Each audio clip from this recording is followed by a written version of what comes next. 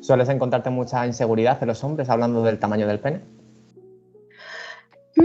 Pues yo diría que cada vez un poquito menos, pero sí, sigue siendo un...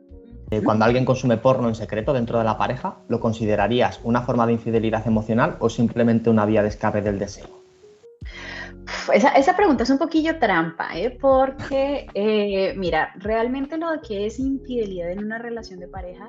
Un tema tabú suele ser mucho el placer anal masculino. Todavía hay muchos prejuicios.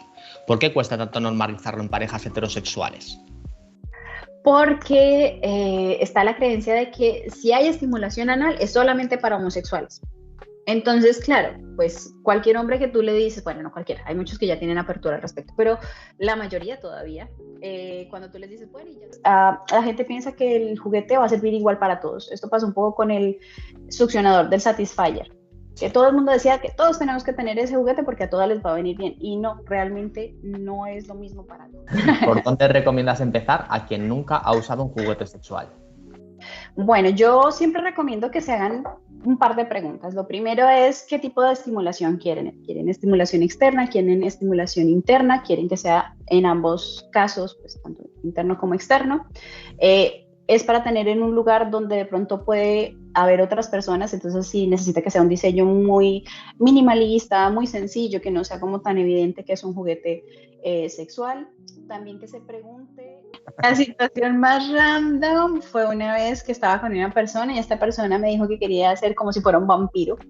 Sí. Y sacó una botella de vino y me puso vino en el cuello, en las muñecas y me empezó a hacer como si fuera un vampiro. Fue súper random, muy, muy random. ¿Te mordió? Sí, me mordisqueó y me chupeteó y todo y era como... Durante siglos, el placer fue un tema prohibido. Los juguetes sexuales nacieron casi en secreto, vistos como algo vergonzoso o incluso médico. Pero el tiempo, la ciencia y la libertad sexual los transformaron. Pasaron de ser un tabú a convertirse en una herramienta de autoconocimiento, bienestar y empoderamiento. Los juguetes ya no son solo una fuente de placer individual, son aliados de la salud sexual, la comunicación en pareja y la exploración sin culpa. Hablar de ellos es hablar de libertad, educación y diversidad. Y para profundizar en todo esto, hoy entra a El Confesionario de Sex Players, Paola, de S de Sexólogos.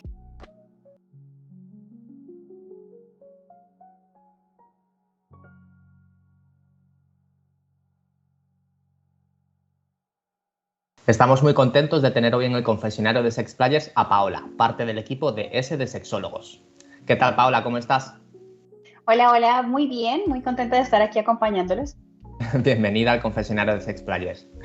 Gracias por la invitación. ¿Te parece bien si te presentas tú misma? Vale, claro que sí, sin problema.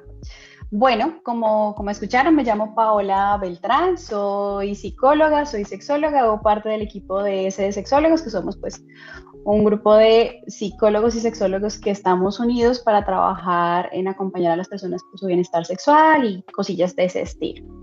Soy colombiana, se darán cuenta por mi acento que no soy española.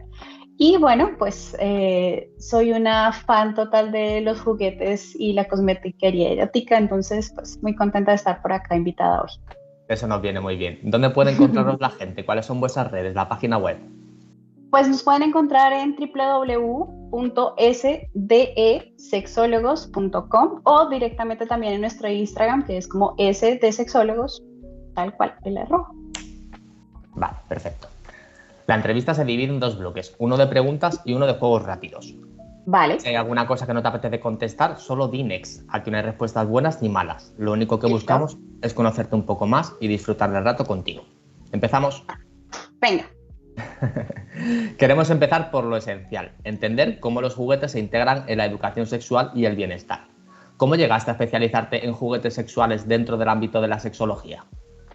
Bueno, fíjense que el tema de los juguetes y el tema de la cosmética erótica, pues realmente llegó a mí porque descubrí que es un recurso súper bueno para todo lo que tiene que ver en el acompañamiento de la terapia. ¿Por qué? Porque pues al final hay muchas cosas que podemos utilizar, bien sea en el proceso de autoconocimiento, bien sea para ayudar a nutrir las parejas y otras cosas que están ahí presentes. Entonces, por eso fue que llegué a especializarme en el tema. ¿Cómo ha cambiado la percepción social hacia ellos en los últimos años? Pues yo diría que ha cambiado bastante. De hecho, si miramos un poco en la historia, los juguetes existen desde hace un montón de tiempo.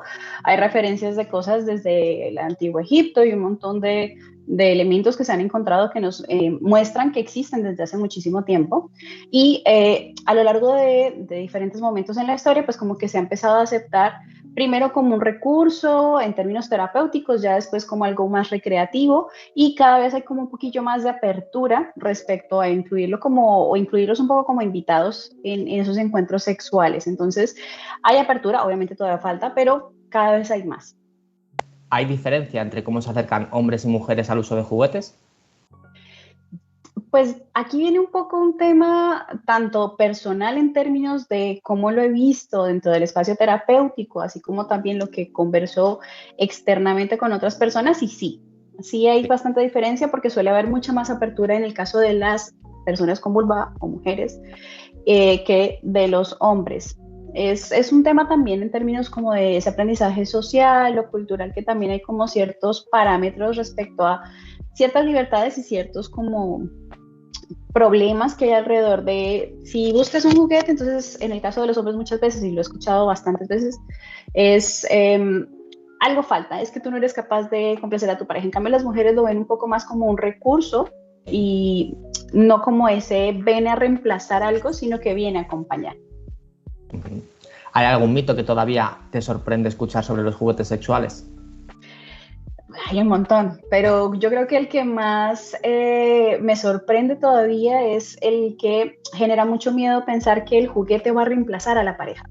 Sí. Está muy marcado, o sea, lo escucho mucho tanto en consulta como fuera, que los hombres suelen decir, no, es que si ya va a usar un juguete quiere decir que yo no soy suficiente, uno, y dos, pues jamás voy a hacer lo que hace un juguete, y evidentemente no, pero pues eso no implica que les vaya a reemplazar. O sea que todavía te encuentras tabúes y prejuicios en consulta cuando hablas de juguetes. Sí, mucho, me los encuentro un montón. Mayormente por parte de hombres. Sí, en su mayoría por parte de los hombres. ¿Las mujeres están más predispuestas, digamos, al uso de juguetes? Yo creo que es el hecho de darse cuenta que es un terreno como por explorar. Quizá también la forma en la que se vende la idea, y si tú te fijas, en el mercado hay mucha mayor variedad para mujeres que para hombres.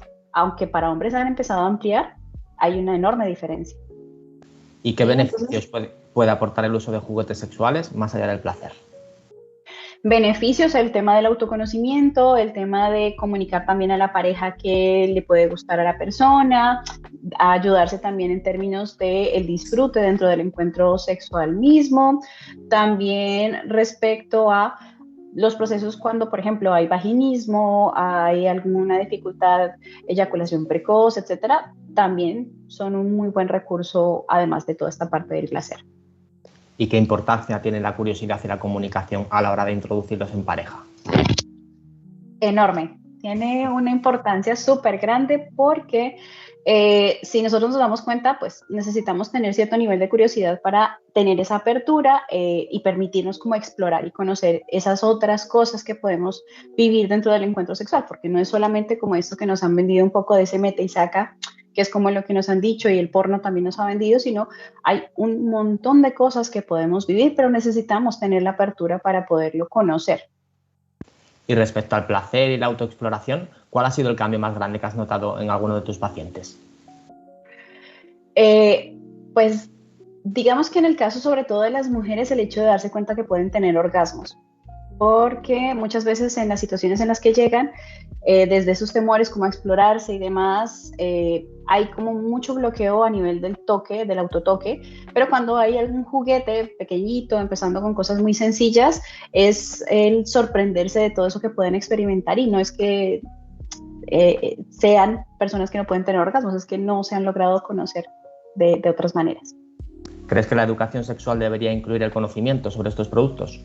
Sí, totalmente. Sobre todo para quitar tantos mitos que hay, y también pues para ayudar a la gente a conocer que hay estrategias que les pueden permitir un mejor autoconocimiento sexual. Si pudieras quitar el mayor mito que te encuentras en consulta ahora mismo, ¿cuál sería? Ese que te mencionaba un poco sobre lo de que los juguetes van a reemplazar a la pareja, pero también el hecho de que si yo uso juguetes, entonces voy a perder sensibilidad. Vale. Con tanta variedad que hay en el mercado, a veces cuesta saber por dónde empezar.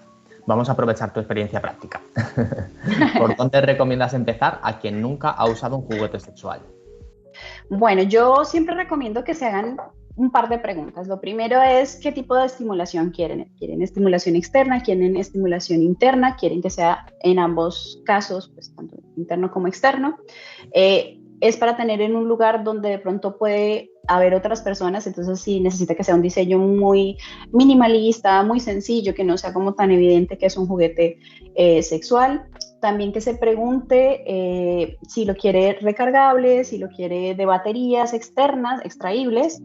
También el hecho de pensar en la forma, porque eso también es importante. Hay algunos que vienen con forma fálica, otros que vienen muy sencillos, hay otros que ni siquiera parecen un juguete sexual.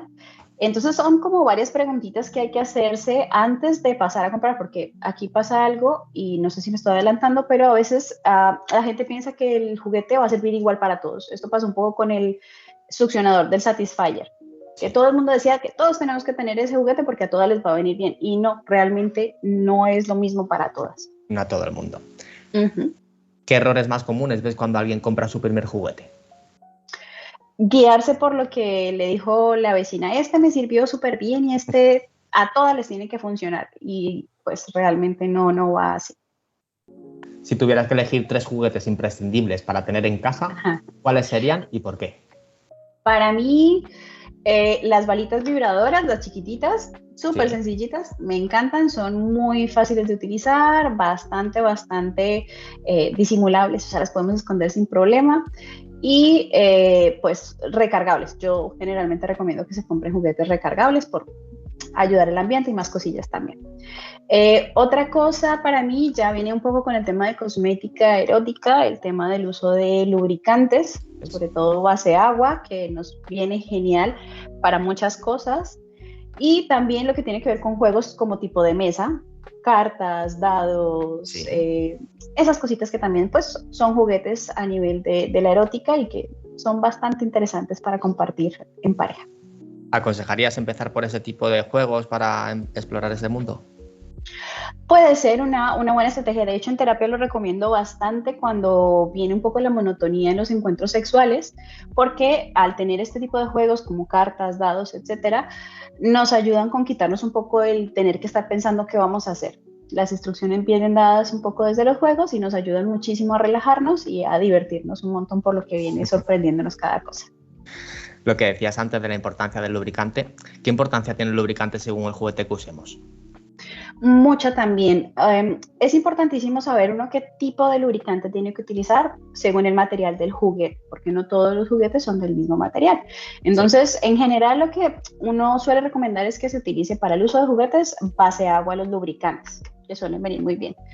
Pero pues depende del juguete. Hay algunos juguetes que te permiten usar de otro tipo los lubricantes. Sin embargo, en su mayoría, no vamos a decir que en todos, pero en su mayoría las cajas de los juguetes vienen en las instrucciones qué tipo de lubricante te sugieren.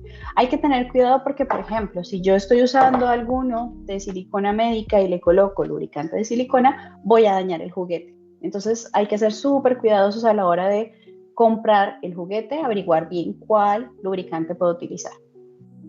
¿Hay materiales o características que deberíamos priorizar siempre por salud o seguridad? En general, sí, súper recomendados los que son de silicona médica, que suelen no generar ningún tipo de alergias, ningún tipo de reacciones. Los de cristal, por ejemplo, también suelen ser bastante buenos en términos de que por la superficie no tienen mucha dificultad para su limpieza, se pueden utilizar con facilidad con lubricantes, etc. Y bueno, en general, evitar algunos que son como los que parecen metálicos. Hay algunas balitas que se ven como parecen metálicas. Estas suelen tener ciertas dificultades porque ese material es bastante poroso, suele dañarse fácilmente, a veces es difícil de limpiar, etc. Entonces, sí hay algunos que son mejores que otros. Lo que hablábamos antes de la competencia, que veíamos los hombres los juguetes como una competencia sexual, ¿cómo recomendarías integrar los juguetes en la rutina sexual de una pareja sin que se vea como una competencia? Vale, mira, yo creo que en ese caso es importantísimo empezar con cosas que motiven y conecten directamente a las personas que participen del encuentro sexual.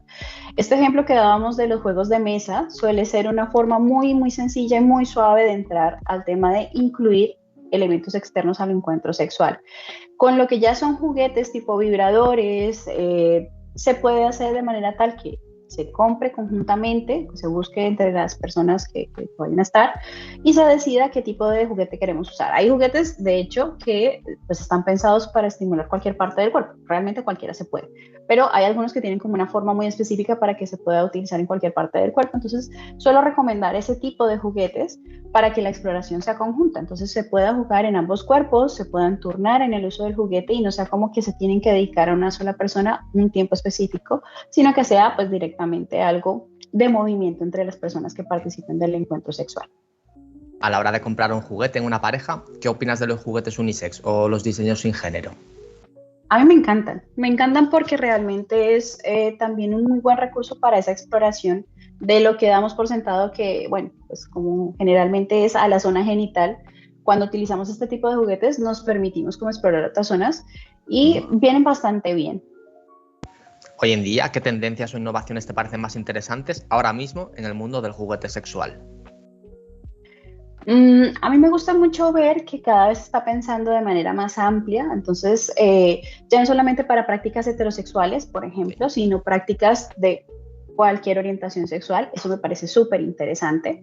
Además, también pensando en personas que tengan diversidad funcional, el uso de materiales que cada vez son mucho más amigables tanto para los cuerpos como para el medio ambiente, y el tema de que se está variando mucho las formas, porque pues veníamos de estas ideas como muy fálicas, estas formas muy similares a los penes, y ya ahora se encuentran unas cosas monísimas que es súper chévere tener. Yo tengo una colección de cosas que incluso ni por uso personal, sino porque son bonitos. Es verdad. Sí. ¿Crees que la personalización y la tecnología, como apps y control remoto, están cambiando la manera de disfrutar? Sí, mira, hay, de hecho acá tengo a la mano un juguete que a mí me pareció muy interesante cuando lo compré hace un montón de tiempo, que es este que se utiliza desde cualquier parte del mundo, o sea, tú puedes comprar el juguete, de hecho yo lo compré en Colombia, mi pareja es español y pues en ese momento yo vivía allí en Colombia y lo usábamos perfectamente sin ningún problema, pues porque la tecnología nos permite hacer ese tipo de juegos estando en continentes diferentes. Entonces, claro, primero nos permite también acercarnos, nos permite también conocer de otras formas ese placer. Hay algunas aplicaciones que te permiten poner canciones y la vibración es al ritmo de la canción que a ti te gusta. En fin, hay un montón de cosas que nos ayudan a transformar la perspectiva del placer, ya no solamente como ese es el orgasmo y ya está, no, sino todo el juego que hay alrededor de ese momento de placer que se puede experimentar. Hablando del deseo, fantasías y realidad, hoy vamos a hablar de lo que se piensa, pero no siempre se dice, del deseo fuera de la pareja, del porno, que nos educó antes sin querer, y de esas fantasías que todos tenemos pero pocos confiesan. ¿Por qué crees que seguimos asociando el deseo por otras personas con la traición, incluso cuando hay amor en la pareja? Bueno, yo creo que aquí viene un poco el tema también de la presencia de los mitos del amor romántico, lo que nos han enseñado en términos de lo que es ser pareja, como de la propiedad, y también el asumir que la fantasía o lo que la persona pueda imaginarse, sí o sí se va a cumplir. Y entonces eso lleva a generar muchas inseguridades y muchos temores que pues además de todo el bombardeo de cómo se supone que debe ser la persona físicamente, cómo deben ser las relaciones y demás, pues lleva a que hayan este tipo de temores de alguna manera frente a si esta persona ha fantaseado con ello, seguramente es que va a pasar y sí o sí va a haber infidelidad. Porque muchas personas fantasean con ser infieles o incluso o meter a un tercero o una tercera en la cama, pero nunca lo harían. ¿Las fantasías hay que vivirlas o basta con tenerlas? Contenerlas. De hecho, el mundo de la fantasía en términos de lo erótico es un muy buen recurso para ayudar a nutrir nuestro deseo. Está muy bien. Y es importantísimo diferenciar el hecho de que si yo estoy fantaseando con algo, no es obligatorio llevarlo a la realidad. De hecho, en el mundo de la fantasía es donde tiene sentido y donde se disfruta. No necesariamente hay que hacerlo sí o sí. ¿Qué le dirías a alguien que siente culpa por tener fantasías, digamos, de raras o por excitarse con cosas que cree que no debería? Bueno, esto es un poco en términos de ayudarse a ir como resignificando de alguna manera cómo entendemos el placer. Y comprender que el placer es muy diverso y que los gustos y las cosas que nos atraen y nos generan deseo, pues también son bastante variadas. Obviamente hay que identificar también si estamos hablando de una situación en la que podemos poner en riesgo a otra persona o a otro ser y evidentemente, pues eso ya estaríamos hablando de una situación con otros componentes que quizás requerirían acompañamiento terapéutico, pero en general, si tú me estás hablando de fantasías que no implican ningún daño ni a ti ni a terceros, sin que de pronto sea consensuado, porque ya podemos hablar del BDSM, que esa es otra cosa, pues es también validar que pues tenemos deseos y gustos y que también es importante como ir aceptándolos. Si ya nos genera mucho malestar, pues por supuesto acompañamiento terapéutico. Lo que hablábamos antes de los juguetes, ¿qué papel juegan los juguetes sexuales a la hora de mantener vivo el deseo en relaciones largas o monógamas? Eso ya depende de las parejas, ¿sabes? Porque yo creo que si los incluimos como un recurso, ya te digo yo que son súper buenos aliados para romper precisamente con esa rutina, desde esos juegos de mesa que yo te decía, desde el juguete nuevo, desde sentarse solamente en el hecho de empezar en una página web a chismosear y a buscar algún juguetito y reírse mientras va viendo uno todas las variedades que hay, eso ya empieza a romper la monotonía. Entonces realmente podrían tener un muy buen papel si la gente tiene la apertura que se necesita. Antes que hemos hablado de porno y mencionabas prácticas como el BDSM, porque algunas prácticas se ve constantemente en el porno, como el BDSM o la estimulación anal, siguen siendo tabú cuando se trata de practicarlas en la vida real. Bueno, yo creo que en ese caso tiene que ver mucho con la forma en la que se comprende fuera del porno. Además, seamos muy sinceros, generalmente la gente no admite lo que consume de pornografía. O sea, eso es algo que la gente hace escondidas en general y pues no lo habla. Entonces, cuando hablamos en un contexto con otras personas, pues hay muchísimos prejuicios sobre diferentes cosas porque vienen desde los imaginarios. Por ejemplo, cuando hablamos de las prácticas diversas que hay en el BDSM, la gente en general como que lo escucha y piensa que sí o sí te van a agarrar a trompadas directamente sin consensuar nada, sin hablarlo, sino llegas y ¡pa! Y listo, empezamos. Entonces, claro, hay mucho temor, hay muchísimo desconocimiento y eso implica que, claro, cuando lo ven en la pornografía es como, pero me gusta, pero por fuera me dicen que eso está mal. Así que, claro, se mantienen los prejuicios, se mantiene el desconocimiento, pero las fantasías crecen en lo privado. Es como un poco una doble moral que hay de se permite en ciertos contextos, pero se ve muy mal en lo externo. Quizá gracias a la literatura o a películas incluso el BDSM, digamos, se ha normalizado o ha llegado al gran público. ¿En consulta has notado un aumento de gente interesada en este tipo de prácticas? Pues fíjate que no, realmente no he notado aumento en términos de que haya más interés. Quizás lo que empieza la gente también a identificar es que muchas de las cosas que hacen usualmente, las nalgadas, amarrarse y un montón de cosas, pues vienen a ser prácticas desde el BDSM y no lo sabían. Entonces, eso les lleva como a tener mayor curiosidad, pero no directamente quizás porque, entonces vimos 50 sombras de Grey, que bueno, claro. Si habláramos de eso ya diríamos que eso, así no va, pero bueno. Pero la gente como que no es desde allí, sino que empiezan a informarse un poco más. Además que también hay muchísimas cuentas más donde hablan personas que sí pertenecen al mundo del BDSM y ya les permite como explorar y conocer de otras maneras. Pero en consulta, sabes que no mucho, realmente no ha aumentado.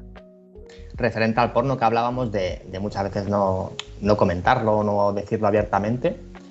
Cuando alguien consume porno en secreto dentro de la pareja, ¿lo considerarías una forma de infidelidad emocional o simplemente una vía de escape del deseo?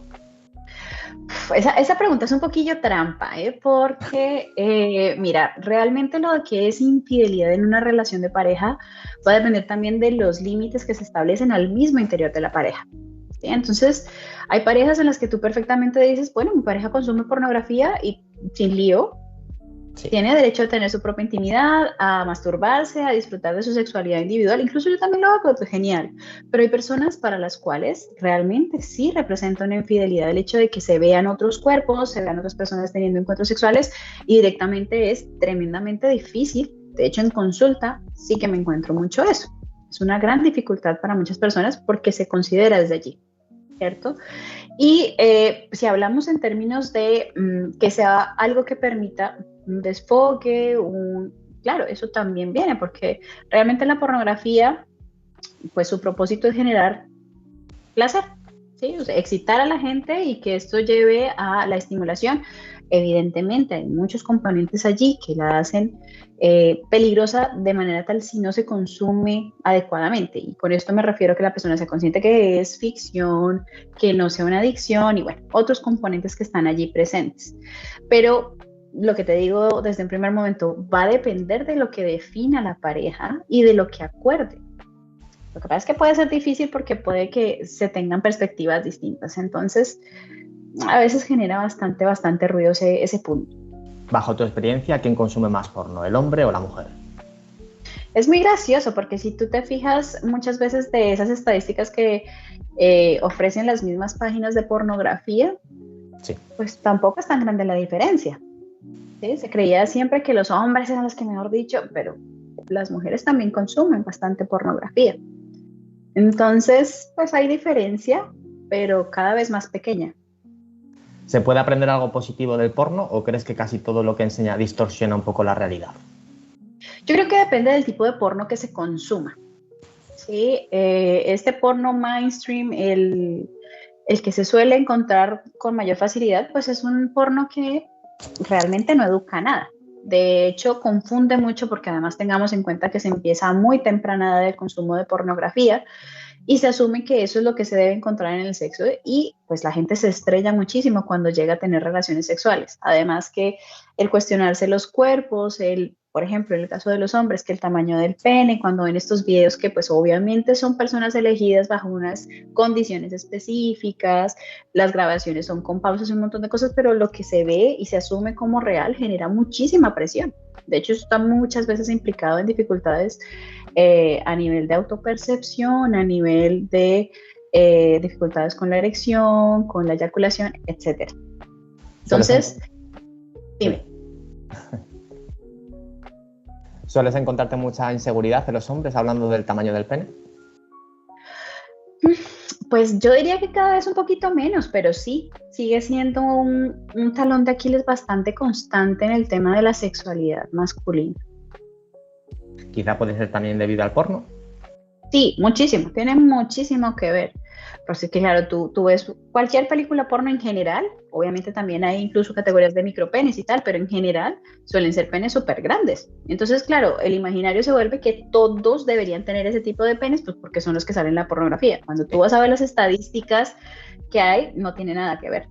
Y además si ves la biología en términos de la estructura genital y tal, en términos, por ejemplo, del canal vaginal y eso, 20 centímetros, eso es una barbaridad, no se necesitan 20 centímetros ni de chiste. ¿El porno ha ayudado a normalizar ciertas prácticas o solo ha creado más presión y expectativas irreales sobre el sexo? Fíjate que yo creo que ambas cosas, porque al hacer visibles ciertas prácticas que como no vemos en otros contextos, porque si vemos en películas, series y demás, pues es muy lo de 2 besitos, 1 minuto, penetración o orgasmo, ¿sí? Pero cuando ves pornografía, pues hay un montón de prácticas diferentes que amplían, ¿sí? ¿Qué pasa? Eso evidentemente también puede llevar a generar esa presión que estás mencionando, bien sea por el tema de duración, el tema del tamaño, el tema de tenemos que variar, tenemos que hacer 35 posturas en el primer encuentro porque tengo que darle 20 orgasmos a mi pareja, tenemos que venirnos al mismo tiempo.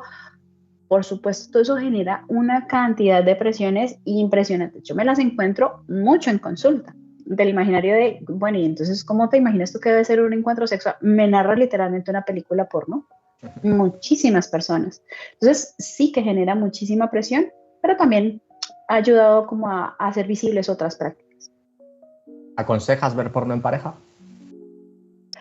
Bueno, si digamos que las personas se sienten en la capacidad de verlo desde una perspectiva crítica, también con una apertura para que haya disfrute y tal, sí, sin problema.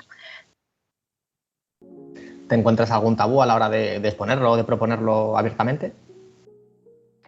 Sí, claro, todavía hay mucha gente y es supremamente respetable. Hay gente a la que no le gusta la pornografía y tienen todo el derecho de verlo así, obviamente porque también hay estudios que han demostrado que el consumo excesivo tiene implicaciones a nivel cerebral, tiene efectos en la sexualidad, pero en la medida que haya un consumo responsable y obviamente también tratando de buscar material, ¿sí? Que sea pues no tan violento y que las condiciones también para quienes participan en ese video pues sean adecuadas, porque también hay un montón de cosas detrás de toda la industria de la pornografía, que lo sabemos todos. Pues sí, súper recomendado. Mira, vamos a empezar con el bloque 4, rompiendo tabúes. Vamos a hablar de esos temas que todavía incomodan, como el BDSM, la estimulación anal, los arneses, el punto P, todo lo que muchas parejas sienten curiosidad, pero pocas veces se atreven a preguntar. ¿Por qué crees que seguimos teniendo tanto pudor para hablar de prácticas como el BDSM o la dominación y la sumisión dentro de la pareja? Porque quizás hay demasiada expectativa respecto a lo que se debe y lo que no se debe hacer en una habitación. Vamos a ponerlo en una habitación porque puede ser en cualquier parte, pero lo que se debe y lo que no se debe hacer en un encuentro sexual en pareja. Todavía hay como muchas cosas estipuladas. No hay que salirse de estos marcos porque lo que se sale de esto no es normal. Y ahí es donde viene una cosa que choca mucho y es el sentirnos anormales porque nos gustan cosas diferentes. Entonces, claro, tratamos de quedarnos en la norma. Cuando nos salimos hay incomodidad, hay presión social, hay un montón de cosas que como que no nos permiten estar como muy tranquis a la hora de intentarlo. Cuando alguien quiere introducir una práctica nueva en la pareja, ¿cómo se puede hablar de ello sin que la otra persona se sienta incómoda o juzgada? Bueno, fíjate que eso es como un poco lo que te decía antes de la pregunta trampa, porque al final la incomodidad puede surgir aunque tú tengas la mejor intención y lo digas de la mejor manera posible. Es algo nuevo, es algo que generará pues cuestionamientos, es completamente usual. Creo que lo que es importante es también saber por qué lo queremos incluir, desde dónde lo vamos a proponer y también qué nos va a implicar. O sea, como, ¿para qué queremos hacerlo? Porque si la intención es solamente complacer una parte y la otra persona va a acceder por complacer a esa otra parte, ya te digo yo que no va a terminar muy bien. Pero si es algo que está pensado para el disfrute de las personas que participen de esos encuentros sexuales, pues, hombre, es un proceso de negociación y seguramente nos va a implicar sentarnos, charlarlo, incomodarnos, pero buscar también un proceso de negociación como cualquier cosa en una relación. Un tema tabú suele ser mucho el placer anal masculino. Todavía hay muchos prejuicios. ¿Por qué cuesta tanto normalizarlo en parejas heterosexuales? Porque está la creencia de que si hay estimulación anal es solamente para homosexuales. Entonces, claro, pues cualquier hombre que tú le dices, bueno, no cualquiera, hay muchos que ya tienen apertura al respecto, pero la mayoría todavía, cuando tú les dices, bueno, y ya te has permitido estimular la zona anal, conoces el punto P, te ponen el grito en el cielo y te dicen como, no, eso es de gays, eso es de, bueno, ojalá lo dijeran así, pero bueno, directamente te dicen, no, eso no se hace porque yo soy un hombre, soy heterosexual, me gustan las mujeres y a mí no me tocan nada de eso. Entonces es porque se ha asumido que la parte del cuerpo tiene que ver con la orientación sexual y nada más alejado de la realidad. ¿También te encuentras prejuicios en mujeres a la hora de estimular analmente a sus parejas heterosexuales? Sí, el mismo, exactamente el mismo, que piensan que si les estimulan el ano a sus parejas hombres y les gusta es porque son gays. El tema de los arneses y los dildos en parejas hetero sigue siendo un tabú igual. ¿Qué reacciones sueles ver cuando se propone algo así? Pues va muy de la mano de esta creencia de la orientación sexual. Entonces, por ejemplo, si un hombre dice a su pareja, una pareja que son heterosexuales, le pide como que quiere pues, explorar esta parte de la estimulación anal en él, pues suele haber como este grito de, es que hay algo que me quieras decir, es que entonces te gustan los hombres, y entonces suele ir como por ese lado. Otra vez, el tema de parte del cuerpo, orientación sexual. ¿Encontramos más prejuicios en las mujeres o en los hombres? Yo creo que depende un poco del qué. Como en líneas generales a la hora de estimular analmente a un hombre. Vale, en este tema de lo anal. Sí, o en ella. En él. No, en él. Yo lo que más me encuentro es en los hombres, o sea, es como si les echaras agua caliente enseguida. O sea, sí. El tema es una cosa tremenda. Hay juguetes que la gente considera raros o demasiado fetichistas, como los de electroestimulación, o ciertos accesorios que son tipo bondaje. ¿Sí? ¿Qué pueden aportar realmente a nivel de autoconocimiento o placer ese tipo de juguetes? Pues mira, yo creo que en estos casos es súper importante validar que hay muchísima diversidad de gustos, intereses y prácticas sexuales. Entonces, en la medida que sea algo que esté nutriendo tu sexualidad de manera positiva para que tú sepas que te gusta, cómo lo disfrutas, si lo quieres compartir con otras personas, pues desde allí es un muy buen recurso realmente. Entonces, va a depender de qué digamos que, qué tipo de uso le estemos dando. Vale. Para quienes quieren probar, por ejemplo, alguna práctica de lo que hablamos un poco más fetichista, tipo BDSM, ¿por dónde recomiendas empezar para hacerlo de forma segura y consensuada? Bueno, yo creo que lo primero es saber qué tipo de prácticas queremos probar, porque BDSM son un montón de cosas. Entonces, siempre es como preguntarnos por qué lado conectamos un poco. Si es que me gusta el tema del masoquismo, si es que me gusta el tema del sadismo, si es que me gusta el tema del bondage, si es que me gusta atar, vendar, etcétera. Entonces, es empezar a curiosear, porque esto también es de informarse. De acuerdo a eso que vamos conversando, empezar a conocer, informarnos bien y empezar desde las prácticas más suaves. Creo que eso es lo más importante porque muchas veces ocurre que la gente empieza por las prácticas más densas y pues se pegan unos sustos que no veas porque pues si me llegas a mí con un látigo de, ¿qué te digo yo? Pues el susto de entrada no veas. Entonces, distinto que empecemos hablándolo, sentándonos, buscando información, poniéndonos de acuerdo, por supuesto, estableciendo límites y demás, que es lo que siempre tiene que haber en este tipo de prácticas.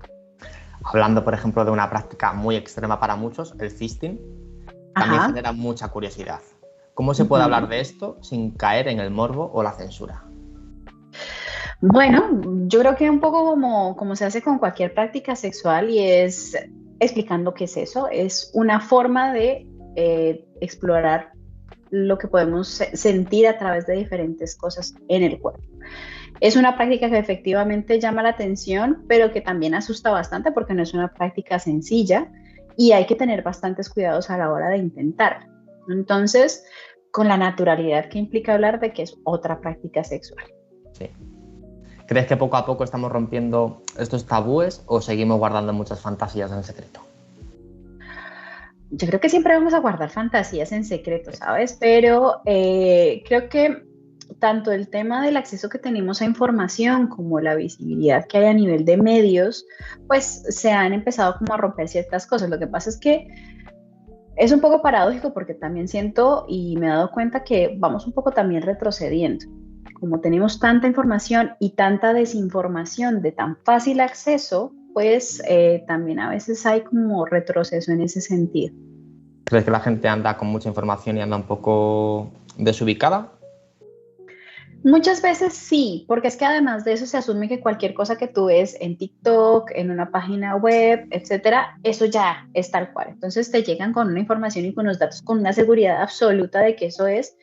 Y cuando tú les explicas otras cosas, la gente queda fría porque dicen, no, pero si lo que me decía no sé quiéncito, que se supone que es experto y que el experto no tiene nada más que la cuenta, pues claro, tienen muchísima información, brindan mucha información a la gente, pero desinforman una barbaridad. Entonces, claro, la gente se confunde muchísimo. En parte las redes sociales nos ayudan mucho y la tecnología, Google, Internet, pero ¿crees que también en parte hace un poco de daño? Yo creo que es porque no sabemos usarlo como un buen recurso, ¿sabes? Porque entre procesos de autodiagnosticarnos, como este tipo también que me llega a consulta de, bueno, es que yo sé que tengo tal cosa, y una pregunta, bueno, ¿y de dónde sacaste tú esta idea? No, es que lo busqué, metí la información en Google y me decía que eso es lo que yo tenía. Cuando de pronto yo tengo una fantasía, entro en Google y voy a preguntar qué es esto, y me dice directamente que estoy enfermo. Entonces, claro, si lo vemos como que es verdad única, si lo consumimos directamente sin una perspectiva crítica, si nos llenamos de información sin saber si eso es una información fiable, realmente puede ser muy, muy perjudicial para el proceso de aprendizaje y para la misma experiencia de la sexualidad de la gente. Entonces, yo lo que recomiendo es que lo usemos como recurso con una perspectiva bastante respetuosa y muy crítica. Vale, vamos a empezar la ronda de minijuegos. Vamos. A ver.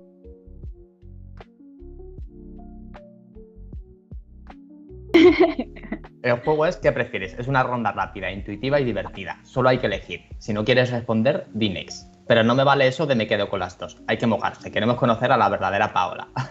Madre mía, ok, vamos a ver. Empezamos. Dale. ¿Vibrador o succionador? Vibrador. ¿Juguete para clítoris o punto G? Clítoris. ¿Uso individual o en pareja? Pareja. ¿Pizza o hamburguesa? Hamburguesa. ¿Control remoto o manual? Control remoto. ¿Ducha erótica o baño relajante? Baño relajante. ¿Verano o invierno? Invierno. ¿Sextoy silencioso o potente? Silencioso. ¿Experimentar o repetir lo que funciona? Experimentar. ¿Tarde de domingo o noche de viernes? Tarde de domingo. ¿Una película o un libro? Libro. ¿Confesión o pecado? Pecado. Vamos con las tres últimas. ¿Placer compartido o placer propio? Propio. ¿Grande o pequeño? Pequeño. ¿Fantasía o realidad? Fantasía. Este juego siempre es divertido. Mira, vamos con el otro minijuego. El otro minijuego es el de la primera palabra que se te viene a la mente. Ok. Yo te digo unas palabras y tú me dices lo primero que te venga a la cabeza. Puede tener que ver con la palabra o no. Lo que buscamos son respuestas espontáneas. ¿Jugamos? Listo, dale. Placer. Disfrute. Innovación. Novedad. Vaca. Pasto. Curiosidad. Aprender. Esta no está, pero la voy a introducir yo. Colombia.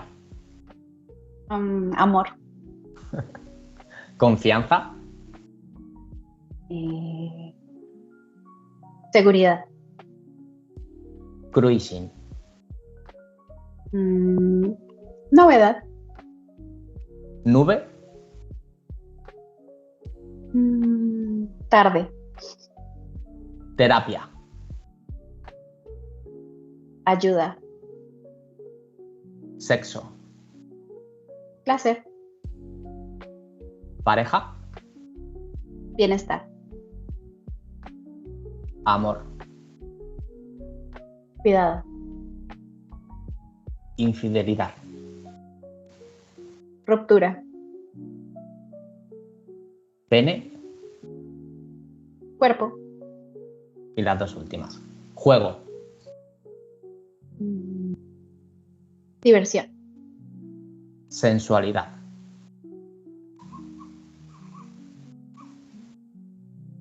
Autoconocimiento. Eso sí, de la que más has pensado. Bueno, Paula, llegamos al final del confesionario. Ha sido un placer enorme escucharte y aprender contigo. ¿Qué tal te has sentido? ¿Has estado a gusto? Sí, súper bien. Sí. Muchas preguntas. ¿Hay algo que te gustaría decir o que yo no te haya preguntado? No, yo creo que invitarles a ser curiosos y curiosas, a que se permitan explorar cositas nuevas, porque realmente es muy, muy chévere para disfrutar más de nuestra sexualidad. Antes de despedirnos, como es tradición, te pedimos que dejes una pregunta para el próximo invitado o invitada del confesionario de Sex Players. Puede ser una pregunta divertida, picante o completamente random. Yo tampoco sé quién será, así que no te puedo ayudar. Y por otra parte, antes de que la formules, claro, también tenemos una pregunta que dejaron para ti. La dejó Xenia GTZ, creadora de contenido BDSM. No sabía que eras tú. La pregunta es... Yo dejaría de pregunta qué es lo más raro que has hecho a nivel de tu sexualidad, qué práctica sexual o cosas así súper raras has hecho. Vale. Claro, te has adelantado porque te iba a formular yo la pregunta, pero mira, perfecto, ya la anotamos la tuya para la siguiente. La pregunta que te ha dejado Xenia es un poco parecida. Dentro de una situación íntima, ¿cuál es la situación más random que te has encontrado? La situación